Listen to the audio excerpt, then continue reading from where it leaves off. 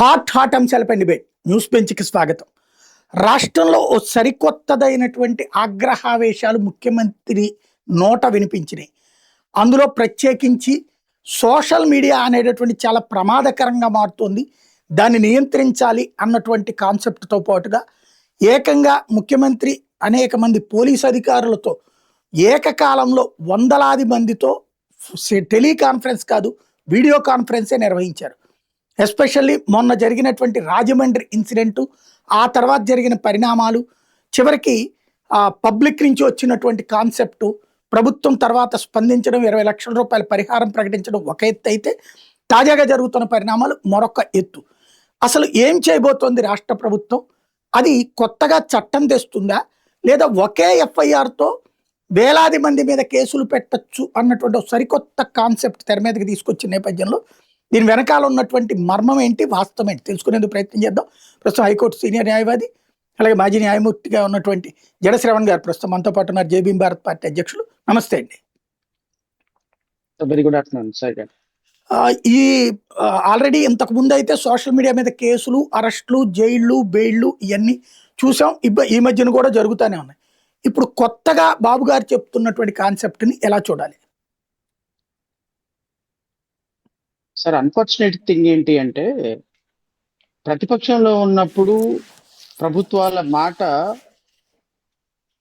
రాజ్యాంగం, హక్కులు, సోషల్ మీడియాని నివారించాలి, సోషల్ మీడియాని విస్తృతంగా వాడాలి, సోషల్ మీడియా అనేది ప్రజల గొంతుక అని మాట్లాడుతున్నాయి ప్రభుత్వాలు.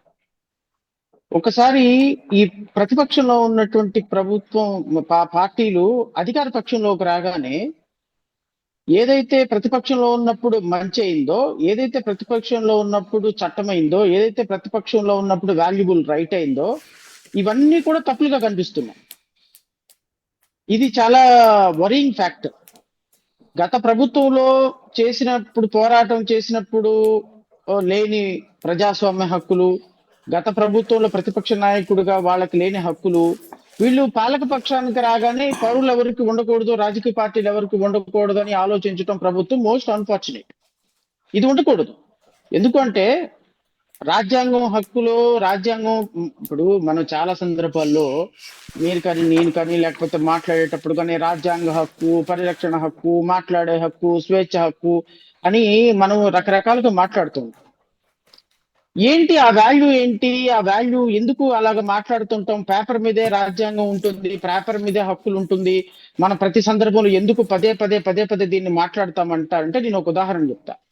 నాకు తెలిసినంత వరకు రోజుకి మీరు ఒక 30-40 అంశాల మీద రకరకాల విశ్లేషణ చేస్తూ ఉంటారు. ఈ రకరకాల విశ్లేషణ చేసేటప్పుడు కొన్ని సందర్భాల్లో ప్రభుత్వాలను విమర్శిస్తూ ఉంటారు, ప్రభుత్వాలని పొగుడుతూ ఉంటారు, పోలీసుల తీరును విమర్శిస్తూ ఉంటారు, జడ్జెస్ తీరును విమర్శిస్తూ ఉంటారు, మాలాంటి న్యాయవాదుల గురించి కాసేపు నెగిటివ్ గా మాట్లాడతారు, కాసేపు పాజిటివ్ గా మాట్లాడతారు. ఇది మీ విశ్లేషణలో మీకున్నటువంటి హక్కు. మీకు ప్రజాస్వామ్యం మీకు ఇచ్చినటువంటి ఆర్టికల్ 19 కింద మీకున్నటువంటి హక్కు. జర్నలిస్ట్ అనేటువంటి సాయి అనేటువంటి ఒక జర్నలిస్ట్ కి ఉన్నటువంటి హక్కు. ఈ హక్కు తోటి రకరకాల విశ్లేషణ చేసేటప్పుడు మీ విశ్లేషణ బాగున్న ప్రభుత్వం ఏమో అద్భుతంగా ఉందని చెప్పి, మీరు ఏదైనా క్రిటిసిజం చేసేటప్పటికి అది వాళ్ళకి ఎఫెక్ట్ అయిన భావించినప్పుడు టక్కుని కేసు కట్టి మేము అరెస్ట్ చేసింది అనుకోండి, then Sai will understand what is the importance of fundamental right. అరే, నా ప్రజాస్వామ్య హక్కు గురించి నేను ఒక విషయం మీద ఎక్స్ప్రెస్ చేస్తే ఒపీనియన్ నన్ను అరెస్ట్ చేస్తారా? ఇదెక్కడ దారుణం, ఇదెక్కడ రోగం, ఇదెక్కడ దారుణం అని చెప్పేసి మీరు గోల పెట్టే పరిస్థితి ఉంటుంది. మరి ఇంత తెలివిగల జర్నలిస్టు సాయి, ఇంత అద్భుతంగా విశ్లేషించగల జర్నలిస్టు సాయి ఒక చిన్న సందర్భంలో అవమానం జరిగితే ప్రాథమిక హక్కుల కోసం ఎలా అయితే పోరాడతామో, ప్రజలు కూడా, ప్రభుత్వాలు కూడా ప్రజల హక్కుల్ని అలా పరిరక్షించాలి అని కోరుతున్నాం.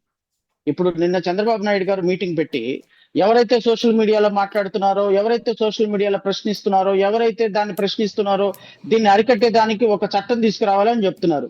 ఇదే చంద్రబాబు నాయుడు గారు గత ప్రభుత్వంలో ఉన్నప్పుడు ప్రజాస్వామ్య పరిరక్షణ వేదిక అని ఒక వేదికను పెట్టి ప్రభుత్వాన్ని ఎట్లా విమర్శించారు? ప్రభుత్వాన్ని సో కాబట్టి ఈవెన్ గత ప్రభుత్వంలో పనిచేసిన జగన్మోహన్ రెడ్డి గారిని కూడా నేను అదే ప్రశ్న అడుగుతున్నా. ఇప్పుడు ఒక ఎమ్మెల్యేగా 35 సంవత్సరాలు రాజకీయ జీవితంలో ఉండి 15 సంవత్సరాలు ముఖ్యమంత్రిగా పనిచేసిన చంద్రబాబు నాయుడు గారిని ఆయన కుప్పం కాన్స్టిట్యున్సీకి వెళ్తే కుప్పం కాన్స్టిట్యున్సీకి రాయని జగన్మోహన్ రెడ్డి. అంటే ఇప్పుడు పాదయాత్ర చేసిన యువగళం అనే పాదయాత్ర చేసిన నారా లోకేష్ ని పాదయాత్రలు అడుగడుగున అడ్డంకులు సృష్టించారు. మాలాంటి ప్రజాస్వామ్యవాదులు ఎప్పుడైనా బయటకు వచ్చి, నేను ఇప్పుడు అమరావతిలో నేను 3 సార్లు అరెస్ట్ అయ్యా. 1000 మంది పోలీసులను పెట్టి అమరావతికి జడా శ్రవణ్ కుమార్ వెళ్తుంటే అరెస్ట్ చేయించాడు జగన్మోహన్ రెడ్డి ప్రభుత్వంలో. నేను అనేది గత ప్రభుత్వంలో జరిగినటువంటి అప్రజాస్వామిక చర్యలనేమో తెలుగుదేశం పార్టీ ఖండించింది. ఈ ప్రభుత్వంలో చేస్తున్నటువంటి అప్రజాస్వామిక చర్యలనేమో వైఎస్ఆర్ కాంగ్రెస్ పార్టీ ఖండిస్తుంది. బట్ వీళ్ళిద్దరు ప్రభుత్వాల్లో ఉన్నప్పుడు ప్రజాస్వామ్యాన్ని కూలీ చేస్తున్నారన్న అంశాన్ని మాత్రం మర్చిపోతుంది. సో అల్టిమేట్ గా నేను చెప్పేది ఏంటంటే, మీ ద్వారా రాష్ట్ర ప్రజలకు చెప్పేది ఏంటంటే, ఈ ప్రభుత్వం కానీ ఆ ప్రభుత్వం కానీ ఈ ఇద్దరు ప్రభుత్వాలు ప్రజల ప్రాథమిక హక్కులను రక్షించడానికైతే లేవు. ప్రజలు ప్రశ్నిస్తే, ప్రజాస్వామ్యంలో ప్రశ్నిస్తే అధికార పక్షంలో ఉంటే కోపం పడతారు, ప్రతిపక్షంలో ఉంటే అప్రిషియేట్ చేస్తారు. కాబట్టి ఇది ప్రజాస్వామ్యానికి, ఇది ప్రభుత్వానికి కొలమానం కాకూడదు. ఇది కొలమానం కాకూడదు అంటే ప్రజలు ఒక మంచి ప్రభుత్వాన్ని ఏర్పాటు చేసుకోవడంలో ఆలోచించేయాలి. నిన్న జగన్మోహన్ రెడ్డి గారు తప్పు మాట్లాడినా, తెలుగుదేశం పార్టీ అధినేత చంద్రబాబు నాయుడు తప్పు మాట్లాడినా, ఎవరు మాట్లాడినా ప్రజలు ఓవరాల్ గా విశ్లేషణ, ఓవరాల్ సిచ్యువేషన్ ని అనలైజ్ చేయాల్సిన పరిస్థితి ప్రజలకు ఉంటుందని అయితే, ప్రజలకే ఈ విషయాన్ని వదిలేద్దాం అనేది నేను భావిస్తున్నాను. మామూలుగా ఇప్పుడు చంద్రబాబు గారు ఎక్కడికి వెళ్ళినా కూడా ఈ మధ్యన ఇన్ఫ్లుయెన్సర్లతో మీటింగులు పెడుతున్నారు. వాళ్ళని తన బస్సులోనే కూర్చోబెట్టి మాట్లాడినవి కూడా చూసాం. అట్లాగే ఈవెన్ కొంతమంది అయితే కొన్ని పేపర్లు, ఛానల్ వాళ్ళు ఈ మన భోగాపురం ఎయిర్పోర్ట్ ఇనాగరేషన్ అట్లాంటి ఇంపార్టెంట్ వాటికి మమ్మల్ని రానియట్లేదు, ఇన్ఫ్లుయెన్సర్లని వాళ్ళకి పాసులు ఇస్తున్నారు, మమ్మల్ని రానియట్లేదు, మమ్మల్ని ముందుగా కర్టన్ రైజర్ విజువల్స్ తీయనియట్లేదని తెలుగుదేశం అభిమానులైనటువంటి వాళ్ళు అయినటువంటి జర్నలిస్టులు వేరే పేపర్లు, టీవీలో చేస్తున్న వాళ్ళు కూడా పోస్టులు పెట్టినే చూసా.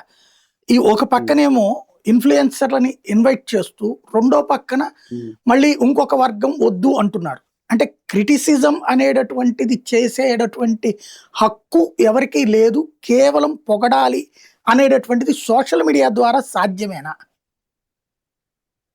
సాయి గారు, నేను ఒక మాట చెప్పిన, ఈ విస్తృత ప్రపంచంలో, ఇంటర్నెట్ యుగంలో ఏది సాధ్యం కాదు, ఎవరికి సాధ్యం కాదు. ఇప్పుడు ప్రపంచంలోనే అతి పెద్ద పార్టీ భారతీయ జనతా పార్టీ. ప్రపంచంలోనే అతి గొప్ప ఎక్కువ మంది సభ్యులు ఉన్నటువంటి పార్టీ భారతీయ జనతా పార్టీ. 15 సంవత్సరాల నుంచి నాన్ స్టాప్ గా ప్రధానమంత్రిగా ఉన్నటువంటి ఆ మోడీ సారథ్యంలో నడుస్తున్న భారతీయ జనతా పార్టీలో మొన్న జంజీవి జరిగినటువంటి జంతర్ మంతర్ లో జరిగిన ఉద్యమానికి కోసం ఒక కేంద్ర మంత్రి రాజీనామా చేయలేదా? ఏ ఏ ఏ ప్రపంచం ఆపింది? నేను 4 రోజులు అక్కడ జంతర్ మంతర్ లో ఉన్నా. 5 కిలోమీటర్ల వరకు ఏ ఇంటర్నెట్ పనిచేయాల. ఇంటర్నెట్ అనేది పనిచేయాలి. 4 రోజులు వి సాట్ వితౌట్ ఇంటర్నెట్.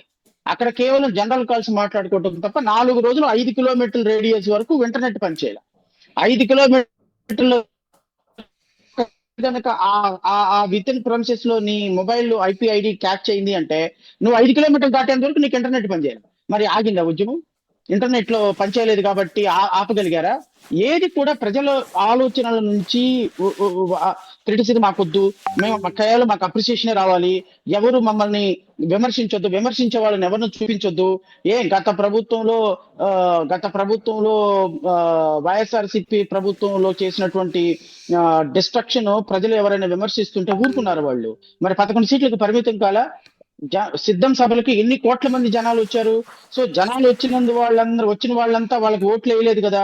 సో ప్రజల యొక్క ఆలోచన విధానం, ఈవెన్ నేను కూటమి ప్రభుత్వం కూడా ఇప్పుడు వీళ్ళు క్రిటిసిజం మాకొద్దు, మేము కేవలం అప్రిసియేషన్ తీసుకుంటాము, ఇంటర్నెట్ లో ఎవరు, సోషల్ మీడియాలో ఎవరు నెగిటివ్ పోస్టులు పెట్టొద్దు, సోషల్ మీడియాలో ఎవరు వేదిక ప్రచారాలు చేయొద్దు, ఒకవేళ మమ్మల్ని నెగిటివ్ గా క్రిటిసిజం చేసి కన్స్ట్రక్టివ్ క్రిటిసిజం చేసే వ్యక్తులను కూడా మేము ప్రమోట్ చేయమని తెలుగుదేశం పార్టీ కూటమి ప్రభుత్వం అనుకుంటే వాళ్ళ కర్మ. చేయగలిగింది ఏం లేదు. ఈ యుగంలో, ఇంటర్నెట్ యుగంలో ఏ అభిప్రాయాన్ని తొక్కిపట్టేటువంటి అవకాశం ఎవ్వరికీ లేదు. ఒకవేళ నువ్వు తాత్కాలికంగా తొక్కిపట్టాము, కేసులు పెట్టాము, నిలువరించాము, పోలీసులతో ఆపగలిగాము అనేటువంటి భ్రమలో ఆ పార్టీ ఉందనుకోండి, వాళ్ళ కర్మ. ఎందుకు అంటే, మీరు ఫ్రీ ఎక్స్ప్రెషన్ ఇచ్చిన రోజున అది అంతటితో పోతుంది తప్ప, మీరు తొక్కిపట్టి అభిప్రాయాలని సోషల్ మీడియాలో వ్యక్తీకరించకుండా తొక్కిపట్టి ప్రాథమిక హక్కుల్ని ఎంతగా మీరు తొక్కిపడితే, ఆ తొక్కిపట్టినటువంటి ఆ కోపం, ఆ ఉక్రోషం, ఆక్రోషం ఎలక్షన్ లో ప్రతి ఒక్క వ్యక్తి దగ్గర నుంచి రిఫ్లెక్ట్ అవుతుంది. సో రేపొద్దున ఎలక్షన్ లో రిఫ్లెక్ట్ అవుతుంది తప్ప, వీళ్ళు తాత్కాలికంగా ఇప్పుడు క్యాన్సర్ వచ్చినటువంటి వ్యక్తికి తెల్ల చొక్కా వేసినంత మాత్రం క్యాన్సర్ తగ్గుద్దా? తెల్ల చొక్కా వేసి పౌడర్ కొడితే ఉపయోగం ఏముంది? ద సిమిలర్ వే ప్రభుత్వం ఎప్పుడు కూడా వీలైనంత ఎక్కువ క్రిటిసిజాన్ని ఇన్వైట్ చేయాలి, వీలైనంత ఎక్కువ కన్స్ట్రక్టివ్ క్రిటిసిజం చేసినటువంటి వ్యక్తుల్ని ప్రమోట్ చేయాలి. కన్స్ట్రక్టివ్ క్రిటిసిజం చేసినటువంటి వ్యక్తులు ఇచ్చినటువంటి సజెషన్స్ ని, ఇప్పుడు మీరు నాకు తెలిసి చాలా సజెషన్స్ ఇస్తుంటారు, మన డిబేట్ లో చాలా సజెషన్స్ ఇస్తుంటాం. ఒక్క సజెషన్ అని ఒక ప్రభుత్వం తీసుకుందా? 5 సంవత్సరాల పాటు జగన్మోహన్ రెడ్డి గారు చేసే తప్పుల్ని ఎత్తి చూపిస్తానే ఉన్నాం. ఒక్క సజెషన్ తీసుకున్నారా? సజెషన్ తీసుకోకపోతే అల్టిమేట్ గా ప్రభుత్వాలే కోల్పోతాయి. ఇప్పుడు కూటమి ప్రభుత్వం కూడా సజెషన్స్ తీసుకోకుండా, కూటమి ప్రభుత్వం కూడా కన్స్ట్రక్టివ్ సజెషన్ తీసుకోకుండా కేవలం మేము తొక్కి పట్టేస్తాము, ఎవరి అభిప్రాయాలను వ్యక్తపరచము, సోషల్ మీడియాలో పెట్టేస్తామని అనుకున్నారు అనుకోండి, లెట్ దెమ్ ఫేస్ కాన్సిక్వెన్సెస్. 2029లో ఈ కాన్సిక్వెన్సెస్ వాళ్ళే ఫేస్ చేయాల్సి వస్తుంది. బట్ ఏ ప్రభుత్వం కూడా నాకున్న నాలెడ్జ్ ప్రకారం ఒక వ్యక్తి భావ వ్యక్తీకరణ స్వేచ్ఛని ఆపగలిగే దమ్ము, సాహసం చేస్తే అది వాళ్ళకే నష్టం తప్ప ప్రజలకి ఏమీ కాదు అనేది అయితే మాత్రం నాకు ఉన్నటువంటి ఫామ్ ఒపీనియన్. ఇక్కడ ఒక విచిత్రమైనటువంటి వ్యాఖ్యానం. ఫర్ ఎగ్జాంపుల్ మీ ఉదంతంలోనే చూస్తే ఇదివరకు వైసీపీ వాళ్ళు మిమ్మల్ని తెలుగుదేశానికి అంటగట్టేవాళ్ళు, ఇప్పుడు తెలుగుదేశం వాళ్ళు మొన్నటిదాకా మిమ్మల్ని అంటగట్టారు. మళ్ళీ మీరు మామూలుగా దాని మీద ఎక్స్ప్రెస్ చేసి ఈ విషయంలో వైసీపీని ఏదన్నా విమర్శించారనగానే అదిగో వైసీపీ జల్లగొట్టేసింది అన్నట్టు. ఇప్పుడు బాబు గారు వాడే పదజాలం కూడా వీళ్ళు ఎవరైతే ప్రభుత్వాన్ని క్రిటిసైజ్ చేస్తారో వాళ్ళందరూ కూడా ఆ సోషల్ మీడియా వాళ్ళు కూడా వీళ్ళకి అమ్ముడుపోయారు అనేటటువంటి. నిజంగా అంతమందిని పోషించే స్థాయిలో ఉన్నాడా జగన్మోహన్ రెడ్డి, లేదా ఆ స్థాయిలో నడుస్తోందా నెట్వర్క్? నేను అదే చెప్పబోతున్నాను. నేను లక్కీగా మీరు కూడా నన్నే ఉదాహరణకు తీసుకున్నారు కాబట్టి చెప్తే, ఇప్పుడు మీ విశ్లేషణ చూసినప్పుడు చాలా మంది ఏమనుకుంటారంటే వైఎస్ఆర్సిపి ప్రమోట్ చేసేటువంటి వ్యక్తుల్లో జర్నలిస్ట్ సాయి మొదటి వ్యక్తి ఏమో, వైఎస్ఆర్సిపి ఎన్ని కోట్ల రూపాయలు ఇస్తుందో. ఐ థింక్ మీ ఇంట్లో ఒక అన్ఫార్చునేట్ ఇన్సిడెంట్ జరిగినప్పుడు సజ్జల రామకృష్ణారెడ్డి మిమ్మల్ని విజిట్ చేసినప్పుడు సందర్భంలో అనుకుంటా, నేను సోషల్ మీడియా శవం దగ్గర అటు నుంచి కూర్చుని ఉంటే మధ్యలో శవం ప్లేస్ కూర్చొని ఉంటే ఒక పెద్ద మూట పెట్టారు, పక్కన బ్యాగ్ అవుతుంది మీ సోషల్ మీడియా దాంట్లో. మీకు బ్యాగ్ ఒకటి పెట్టి జర్నలిస్ట్ స్థాయికి పరామర్శించి కోట్ల రూపాయలు ఇచ్చినటువంటి సజ్జల రామకృష్ణారెడ్డి అని ఒక పోస్ట్ చూసిన తర్వాత, అంటే నేను ఎలాగా ఈ విశ్లేషణ చేయాలి అంటే, ఎవరైనా సరే మిమ్మల్ని చూసిన చాలా సందర్భాల్లో వీడియోలో మీరు ప్రభుత్వాన్ని విమర్శ చేస్తూ ఉంటారు. ప్రభుత్వాన్ని విమర్శ చేసేటప్పుడు చాలా సందర్భాల్లో నేను అబ్జర్వ్ చేసిందంటే, కొన్ని సందర్భాల్లో జగన్మోహన్ రెడ్డి ప్రభుత్వాన్ని, జగన్మోహన్ రెడ్డి చేసిన అంశాలను కూడా మీరు విమర్శ చేస్తూ ఉంటారు. సో ఈ జగన్మోహన్ రెడ్డికి ప్రభుత్వంలో జరిగిన అంశాలను విమర్శ చేసినప్పుడు, ఏదైనా కోర్టు ఆర్డర్ ఇచ్చినప్పుడు చాలా సీరియస్ గా కన్స్ట్రక్టివ్ క్రిటిసిజం ఉంటుంది మీ దగ్గర, కన్స్ట్రక్టివ్ క్రిటిసిజం చేస్తారు. కన్స్ట్రక్టివ్ క్రిటిసిజం చేసినప్పుడు చాలా మందికి అర్థం కాని విషయం ఏంటి అంటే, సాయి నిన్నటి దాకా తెలుగుదేశాన్ని, కూటమి ప్రభుత్వాన్ని విమర్శించి ఈ రోజు జగన్ విమర్శిస్తున్నారు అంటే, జగన్మోహన్ రెడ్డి కామెంట్లు చూస్తే జగన్మోహన్ రెడ్డి వర్గం వాళ్ళంతా మిమ్మల్ని తిట్టడం స్టార్ట్ చేస్తున్నారు. అన్ఫార్చునేట్ సిచ్యువేషన్ ఏంటి అంటే, మీరేమో ఒక ప్రభుత్వాన్ని సమర్థించినప్పుడేమో వైఎస్ఆర్సీపీ వాళ్ళు మిమ్మల్ని పొగుడుతున్నారు, గత ప్రభుత్వం చేసింది ఏదైనా తప్పు పెడితేనేమో ఆ ప్రభుత్వం మళ్ళీ అప్పుడు పొగిడిన వాళ్ళే మళ్ళీ తిట్టడం మొదలు పెట్టారు. ఇది నేనేమంటానంటే, వాస్తవానికి దూరంగా రాజకీయాలు నడిపే వాళ్ళకి, రాజకీయాలు చేసే వాళ్ళకి కరెక్ట్ యాప్ట్ గా సరిపోతుంది. నేనేమంటాను, మనలాంటి neutral people, we are for democracy, we are for people. ఇప్పుడు డిఎస్సిలో అక్రమాల మీద చాలా సందర్భాల్లో వైఎస్ఆర్ కాంగ్రెస్ పార్టీ వాళ్ళు చేస్తున్న పోరాటానికి మద్దతు ఇవ్వమని నన్ను చాలా మంది అడిగారు. నేనేం చెప్పాను అంటే, వైఎస్ఆర్ కాంగ్రెస్ పార్టీ మద్దతు ఇవ్వాల్సిన అవసరం లేదు, నిజంగానే ఇది ప్రజలకి అబద్ధం జరిగి దీంట్లో ఫేక్ ఏదైనా పేపర్ లీక్ అయ్యి కోట్ల రూపాయల చేతులు మారి అక్రమాలు జరిగితే we are ready to fight against those irregularities. కానీ ఒక రిక్రూట్మెంట్ 16,000 మంది రిక్రూట్మెంట్ జరిగినప్పుడు ఇర్రెగ్యులారిటీ వేరు, ఇల్లీగాలిటీ వేరు. ఒక సందర్భంలో ఒకరికి పాజిటివ్ అయ్యి ఇంకొకరికి ఇవ్వచ్చు, ఒకటి మార్కు లిస్ట్ చూసి ఇంకొకటి మార్కు లిస్ట్ ఇవ్వచ్చు. ఈ సందర్భంలో ఒక ఇర్రెగ్యులారిటీ జరిగినంత మాత్రం టోటల్ రిక్రూట్మెంట్ మొత్తం బ్లాక్ లిస్ట్ లో పెట్టేసేసి వాళ్ళందరినీ 16,000 మందిని సెలెక్ట్ అయిన వాళ్ళందరూ కూడా డబ్బులు పెట్టి పోస్టులు కొనుక్కున్నారు అని చెప్పి ఇది పేపర్ లీక్ అయిందని ఒక ప్రభుత్వం మీద బురద జల్లటం కరెక్ట్ కాదు అని నా ఒపీనియన్ చెప్పా. ఆ ఒపీనియన్ ఎందుకు చెప్పాను, సబ్సిక్వెంట్ గా ఏదైనా ఆధారం దొరికితే వి విల్ ఫైట్. ఇప్పుడు ఎందుకు సిపిఐ సిపిఎం వాళ్ళు వైసీపీతో కలవటంలా, ఎందుకు కాంగ్రెస్ పార్టీ వైసీపీతో కలవటంలా, ఎందుకు ప్రజా సంఘాలు వైసీపీతో కలవటంలా, ఎందుకు పొలిటికల్ పోరాటంగా టీఎస్సీ మారింది? మీరు తీసుకునే పోరాటంలో నిజాయితీ లేనప్పుడు, మీరు తీసుకునే పోరాటంలో ఎంతో కొంత నిజం లేనప్పుడు ఆ పోరాటాలు సక్సెస్ కావు. సార్ నేను ఒక ప్రజాస్వామ్యవాదిగా, సాయి ఒక జర్నలిస్టుగా, మాది ఒక న్యూట్రల్ పార్టీగా రెండు ప్రభుత్వాలను విమర్శిస్తాము. రెండు ప్రభుత్వాలు తప్పులు చేసినప్పుడు విమర్శిస్తాము. అయితే గత ప్రభుత్వంలో వైఎస్ఆర్సీపీని విమర్శించాము, ఈ ప్రభుత్వంలో కూటమి ప్రభుత్వాన్ని విమర్శిస్తున్నాము. ప్రభుత్వాలు తప్పు చేసినప్పుడు విమర్శించటం మా బాధ్యత. ఆ సందర్భంలో కొన్ని సందర్భాల్లో వైసీపీ ఇప్పుడు రేపొద్దున 17వ తారీఖున మేము ఒక ఉద్యమం చేస్తాం, ధర్నా చౌక్ లో ఒకటి పెడుతున్నాం. గత ప్రభుత్వంలో 26 పథకాలు, జగన్మోహన్ రెడ్డి ప్రభుత్వంలో 26 సంక్షేమ పథకాలు ఎస్సీ ఎస్టీలకు రద్దు చేశారు. ఈ 26 సంక్షేమ పథకాలు రద్దు చేసిన పథకాలని మేము మళ్ళీ తిరిగి తీసుకొస్తామని అధికారంలోకి వచ్చింది కూటమి ప్రభుత్వం. ఈ 2 సంవత్సరాలు అయినా కూడా 26 పథకాలు ఒక్క పథకం రిస్టోర్ కాలేదు. ఈ 26 పథకాల మీద రిస్టోర్ చేయమని వైఎస్ఆర్సీపీ ప్రభుత్వం పోరాటం చేయటం లేదు. ఎవరు చేయాలి పోరాటం? 26 పథకాలు ఎవరికి ఎప్పుడు రద్దు కావాలి? ఎస్సీ ఎస్టీలకి ఎప్పటి నుంచో 1970s 60s నుంచి వస్తున్న పథకాలు మొత్తం రద్దు చేసి పడేశారు జగన్మోహన్ రెడ్డి. మరి దీని మీద పోరాటం చేస్తే వైసీపీ వాళ్ళు నువ్వు తెలుగుదేశానికి ఫేవర్ అంటే నేనేం మాట్లాడేది? నేను తెలుగుదేశం పార్టీని కూడా విమర్శిస్తున్నా. తెలుగుదేశం పార్టీ మేనిఫెస్టోలో పెట్టి అమలు పరచడం లేదు అంటున్నా. మీ ప్రభుత్వంలో జరిగిన అనర్థాన్ని ఈ ప్రభుత్వం కరెక్ట్ చేస్తుందని చెప్పినా. సో కాబట్టి ఏ ప్రభుత్వం తప్పు చేస్తే ఆ ప్రభుత్వాన్ని సబ్జెక్టుకు అనుగుణంగా మనం విమర్శిస్తున్నాం తప్ప ఈ ప్రభుత్వం ఆ ప్రభుత్వం అని బాధపడి మన మీద మురికి జల్లితే, మన మీద బురద జల్లితే వాళ్ళ కర్మ మేము చేయగలిగింది అయితే ఏం లేదు దానికి. ఇప్పుడు బాబు గారు చెప్పినటువంటి ఏదో ఒక సింగిల్ ఎఫ్ఐఆర్ లేదా 6 ఎఫ్ఐఆర్లతోనూ రాష్ట్రంలో అందరి మీద కేసులు, లేదా అదొక పాయింట్గా అట్లుంచి ఎప్పుడైనా అరెస్టులు చేయొచ్చు, ఎప్పుడైనా కేసులు పెట్టచ్చు అనేటటువంటి కాన్సెప్ట్ ఏంటి అది అసలు? ఏది సాయి గారు? ఏదో ఒక 6 కేసులు పెడతారు, ఈ 6 కేసుల్లో ఎవరినైనా సరే ఎప్పుడైనా దాంట్లో ఇన్వాల్వ్ చేయొచ్చు, అంటే దాంట్లో పేర్లు ఏం మెన్షన్ చేయరు, ఎఫ్ఐఆర్లో నిందితులుగా ఎప్పుడైనా యాడ్ చేయొచ్చు ఎనానిమస్గా అన్నటువంటిది ప్రధానంగా ప్రొజెక్ట్ అవుతున్నటువంటిది. వైఎస్ఆర్ కాంగ్రెస్ పార్టీ వాళ్ళ మీడియా కూడా తమ మీడియాని దెబ్బ కొట్టడానికి, అంటే తమ సోషల్ మీడియాని దెబ్బ కొట్టడానికి ఈ రకమైనటువంటి కేసులు పెడుతున్నారు. నిన్న బాబు గారు ఆ గైడ్ లైన్స్ ఇచ్చారు అని చెప్తున్నారు. అసలు అట్లా ఉంటుందా ఒక ఎఫ్ఐఆర్ అడ్డు పెట్టుకుని? I don't think so. అట్లా ఎఫ్ఐఆర్ ఎప్పుడు కూడా కేసు టు కేసు బేసిస్ లో ఉంటుంది. అంతేగాని ఒక బ్లాంకెట్ ఎఫ్ఐఆర్ కట్టేసేసి ఈ బ్లాంకెట్ ఎఫ్ఐఆర్ లో అందరి పేర్లు ఎవరి పేర్లు పెడితే వాళ్ళ పేర్లు ఇన్సర్ట్ చేయాలి, అవసరం దొరికినప్పుడు ఎవరి పేర్లైనా యాడ్ చేసేసుకొని దాంట్లో అరెస్ట్ చేయాలనేది విచ్ ఇస్ నాట్ పాసిబుల్. అయితే ఇక్కడ ఎలా ఉంటదంటే, ఇప్పుడు ఫర్ ఎగ్జాంపుల్ శ్రీకాకుళంలో అతను ఎవరో నామదాల వరుసలో ఒక ఇన్ఛార్జిని అరెస్ట్ చేశారు. ఇన్ఛార్జిని అరెస్ట్ చేసిన సందర్భంలో 15 మంది పేర్లు ఏదో రాశారు. ఈ ఎఫ్ఐఆర్ ఇలాగే ఉంటుంది. సబ్సిక్వెంట్ గా ఈ ఇన్సిడెంట్ లో పాల్గొన్న వాళ్ళు ఒక 6 నెలల తర్వాత, సంవత్సరం తర్వాత దీంట్లో కొత్త అక్యూజుల్ని యాడ్ చేసే పద్ధతి ఉంటే అట్లా యాడ్ చేసుకోవచ్చు, అది వేరు.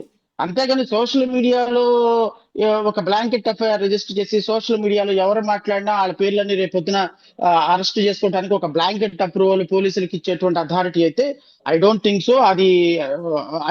So it will with stand before court of law. నేను కోర్టు ముందు అది నిలబడుతుంది అనుకో నేనైతే అనుకోవటంలా.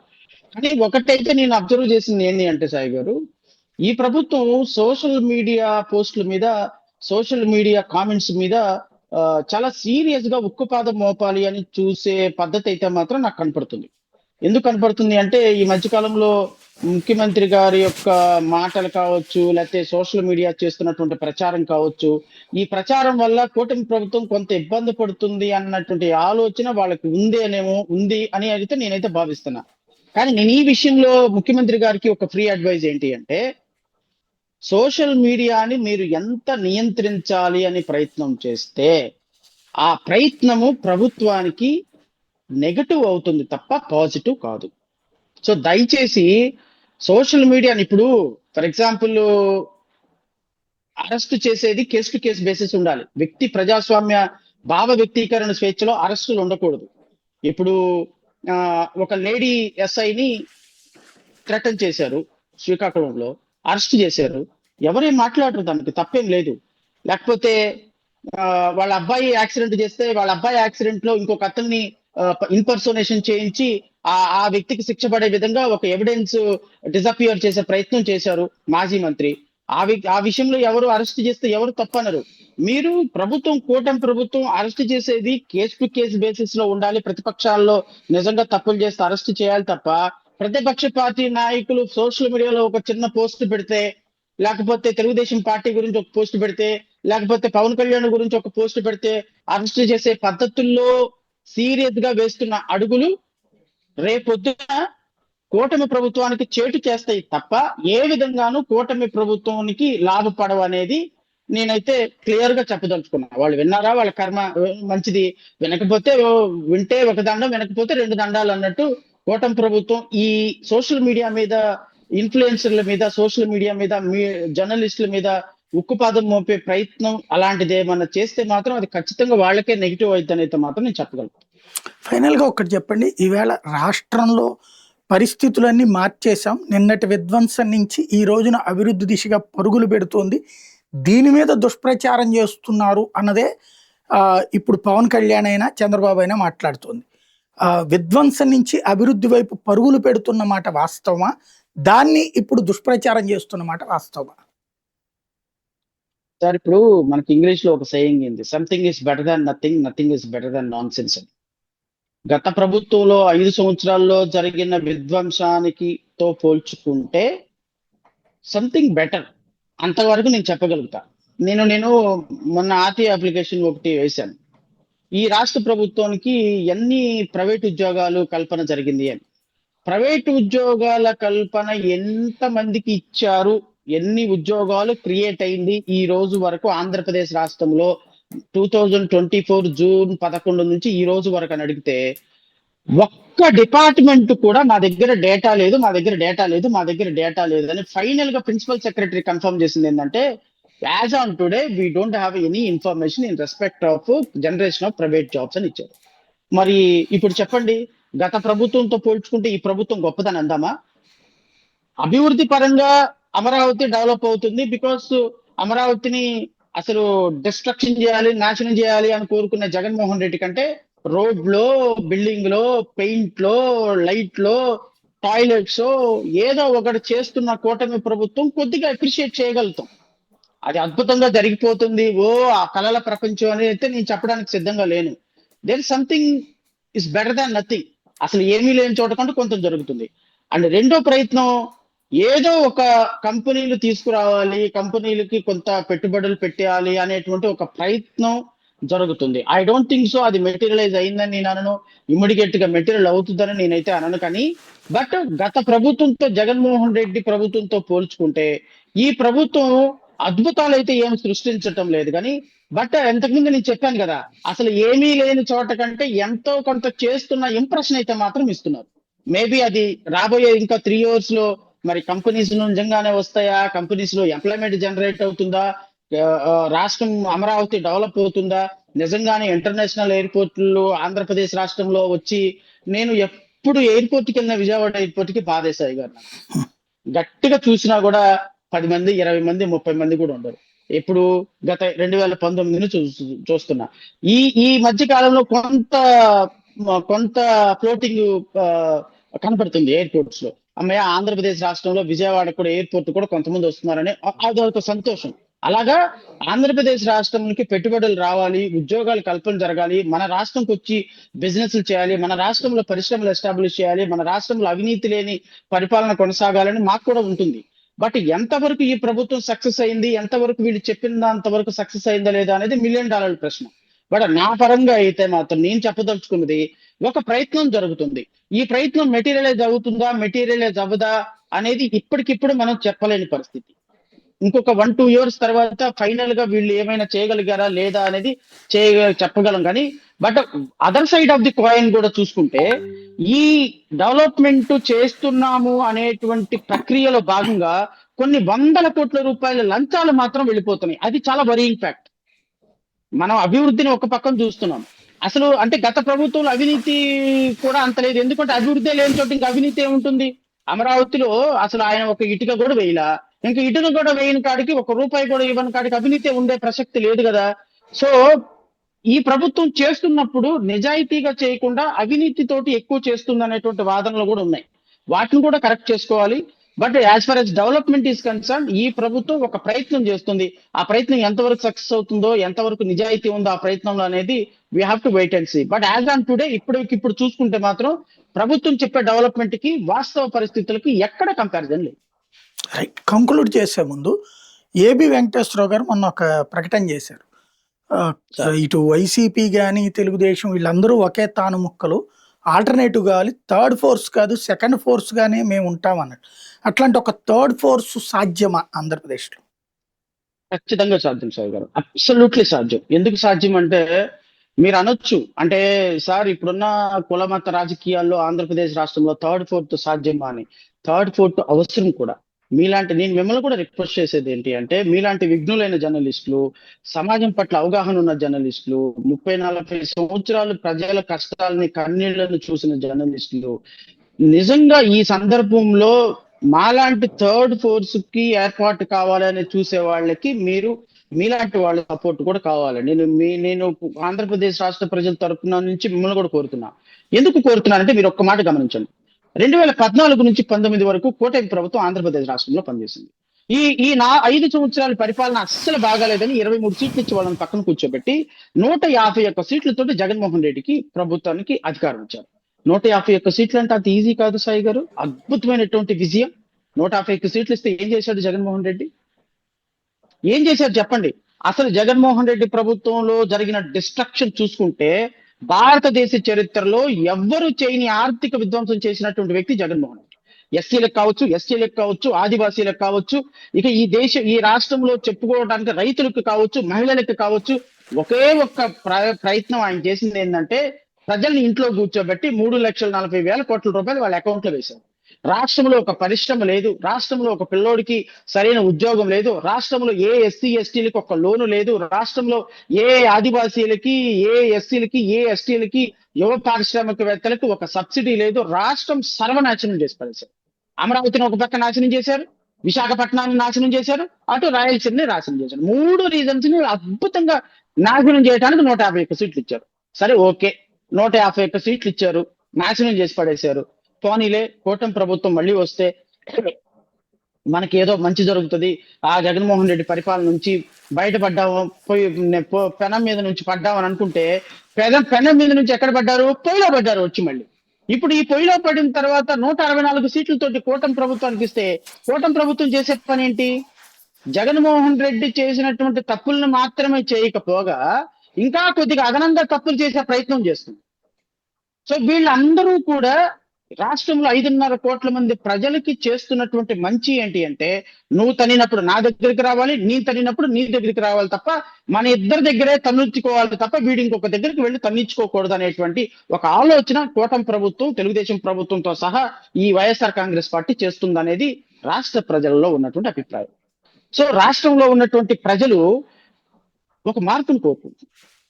అది కుల మతాలకు అతీతంగా మార్పును కోరుకుంటున్నారు. 5 సంవత్సరాల క్రితం కళ్ళు మూసుకుని కళ్ళు తెరవక ముందే మళ్ళీ జగన్మోహన్ రెడ్డి లాంటి డిస్ట్రక్షన్ చూడటానికి సిద్ధంగా ఉందా రాష్ట్రం? ఇది ఒక $1 మిలియన్ ప్రశ్న. వైఎస్ఆర్ కాంగ్రెస్ పార్టీ చరిత్రలో మరొకసారి అధికారంలోకి రాకూడదు ఈ రాష్ట్రంలో అని ప్రజలు కోరుకుంటున్నారు. సో ఈ రోజు తెలుగుదేశం పార్టీ కానీ వైఎస్ఆర్ కాంగ్రెస్ పార్టీ కానీ చేసిన డిస్ట్రక్షన్ ఈ రాష్ట్రంలో జరగకుండా ఉండాలి అంటే there must be something alternative government should come. అది ఏ ఫామ్ లో వస్తుంది? దానికి ఎవరు నాయకత్వం వహిస్తారు? మేధావులు నాయకత్వం వహిస్తారా? మేబీ నాకు తెలీదు. మన ఏబి వెంకటేశ్వరరావు గారు మాట్లాడినట్టుగా ఒక సమాజం పట్ల కన్సర్న్ ఉన్న వాళ్ళు, పదవి పట్ల ఆసక్తి లేని వాళ్ళు, సమాజ స్వరూపం నిజంగా బాగుపడాలి, సమాజంలో యువతకు ఉద్యోగాలు రావాలి, పేదవాడు జీవితం కొంత మెరుగున పడాలి, రాష్ట్రంలో కోట్ల రూపాయల అక్రమార్కులు ఈ రోజు ప్రభుత్వాలను అడ్డం పెట్టుకుని 100 కోట్లు సంపాదించుకుంటున్న వాళ్ళు జైలుకి పోవాలి, సంపాదించుకున్న ఆస్తులన్నీ కూడా ఎంత సంపాదించావంటే నేను, నా కొడుకు, నా మనవడు ఇంకొక 100 సరాలు తిన్నా కూడా సరిపడనంత ఆస్తి సంపాదించుకుంటుంటే రాజకీయాల్లో నేను ఫ్యాక్టరీ పెట్టాలి, నా కొడుకే ఫ్యాక్టరీ పెట్టాలి, నా మనవడు ఫ్యాక్టరీ పెట్టాలి తప్ప ఇంకొకటి ఎవడు కొత్త వాళ్ళు రావద్దు అనేటువంటి ఈ వ్యవస్థలో ఒక కొత్త ఆల్టర్నేటివ్ రావాలి అని ప్రజలు కోరుకుంటున్న సందర్భంలో ఏ ఫామ్ లో అయినా రావచ్చు. దానికి ఏబి వెంకటేశ్వరరావు, జడా శ్రవణ్ కుమార, ఇంకొక వ్యక్త, ఐపీఎస్ ఆఫీసర్లు, ఐఏఎస్ ఆఫీసర్లు, మేధావులు వీళ్ళు నాయకత్వం వహిస్తారా? చరిత్ర నిర్ణయిస్తుంది. బట్ ఒకటైతే మాత్రం కన్ఫర్మ్, 2029లో ఈ రాష్ట్రంలో ఆల్టర్నేటివ్ ప్రభుత్వానికి స్కోప్ ఉన్నది. ఆల్టర్నేటివ్ వ్యక్తుల ద్వారా ప్రభుత్వాలు ఏర్పడే అవకాశం నేను 100% చెప్తున్నా. ఆల్టర్నేటివ్ గవర్నమెంట్, ఆల్టర్నేటివ్ ఫ్రంట్ అనేది రాష్ట్రంలో ఏర్పడటానికి చాలా స్కోప్ ఉంది.